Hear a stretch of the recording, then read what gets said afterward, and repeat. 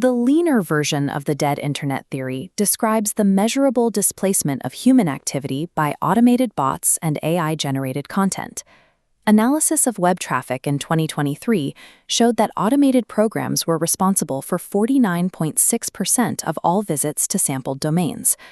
This volume of high-speed, synthetic production means organic human interaction is increasingly drowned out by algorithmic filler.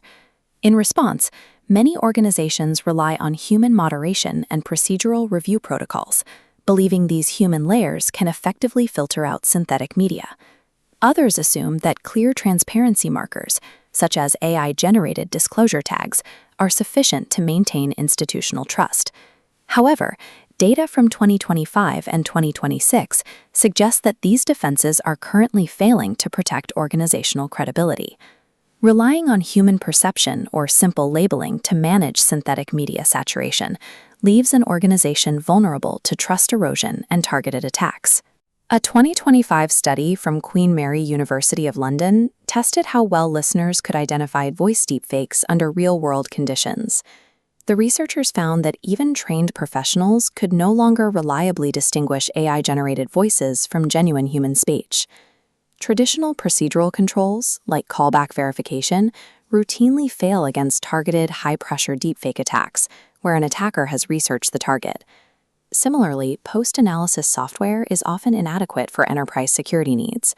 Because post-analysis happens after a recording is completed, it cannot intervene during a live call or authentication flow where immediate protection is required. The remaining technical defense is real-time AI detection, which analyzes the acoustic signal as it is received to flag synthetic speech during the interaction. Since human perception can no longer be relied upon to detect modern deepfakes, institutions must transition to real-time algorithmic verification to secure their perimeter. This graph illustrates the equal error rate, or EER, the intersection where false acceptances and rejections are equal. A lower EER means a more accurate system, minimizing missed deepfakes and false alarms. For enterprise security, this must be measured against compressed 8 kHz telephony audio. In the 2024 ASV Spoof Challenge, the most advanced systems were able to achieve an EER of roughly 4% under these compressed conditions. This 4% error margin provides a measurable level of security that human intuition can no longer match. Optimizing for a low EER in real-time systems is currently the most effective way to statistically validate the authenticity of an incoming interaction. The threat isn't only external. Brands also face trust challenges when intentionally deploying AI-generated influencers, or AGIs, for marketing. In 2025, researchers published a study of 790 consumers in the IJMRAP, focusing on reactions to hyper-realistic AGIs. The results showed that deploying these hyper-realistic virtual personas leads to a measurable decline in overall brand trust. This decline centers on a specific psychological concept, the integrity-benevolence asymmetry. Synthetic media rarely makes consumers doubt a brand's competence.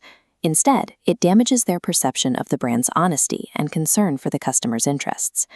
Specifically, the study identified a strong negative correlation between the use of undisclosed AGIs and the brand's perceived integrity.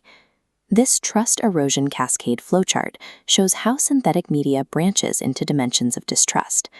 The primary driver is perceived manipulation.